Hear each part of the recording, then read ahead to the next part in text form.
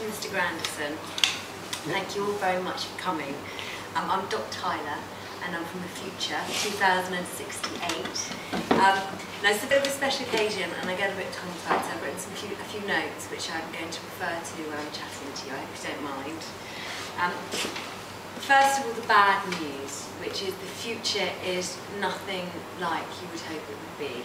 And I can't tell you very much about what the future's like, but I can tell you when everything went wrong, and that was in 2020. That's when the great catastrophe happened. Now, the whole world was caught in a downward spiral of disaster after that. And then, in 2068, there was a big breakthrough. Time travel was invented. Now, I don't fully understand how time travel works, but the time machine is a portal and is powered by something called harmonic energy.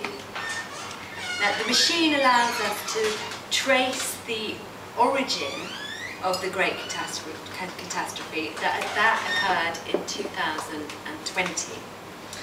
We traced the time river back as far as Shoreditch in 1948, roughly in August, and roughly the time of the Olympics. And this is when the tiny pebble happened that rippled forward to cause the great catastrophe. Is this making sense to you all? Yeah? Great.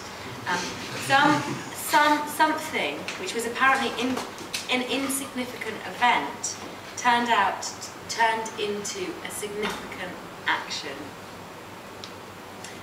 A team was assembled to travel back to 1948. Many people volunteered, even though it was a one-way journey. 3 people were chosen. Henry Ericsson led our team. Arthur Wint had the technical know-how. I was a public face. I was an actress in the future. And we had an assistant, Carly 92, Carly 29. If we could change history so that the pebble didn't happen, we could avert the great catastrophe. Henry insisted on going first, and alone he went, but nothing changed for us in 2068. That meant that he must have failed. So we went through the records and found shreds of notes from Henry. We think he must have left them sometime in the past, and they kept on mentioning Shoreditch Futures and Big Ball Bingo. We decided to send a letter back to Henry and addressed it to him in 1948. It appears that Mr. Grandison received this letter by mistake because he knew the real Henry Ericsson, the athlete. Arthur and I decided to jump soon after. Arthur meddled with the machine and somehow it got broken. I'm sure that he meant well, but the upshot of this is that we crash landed in April 2008. We tracked down Henry, and it turned out he did make it to 1948. Unfortunately, though, he died in 2006. He left money and his journal to us in his will. From the journal, we could piece together that he wanted us to set up Shoreditch Futures and make Big Ball Bingo in the Shoreditch ballpark.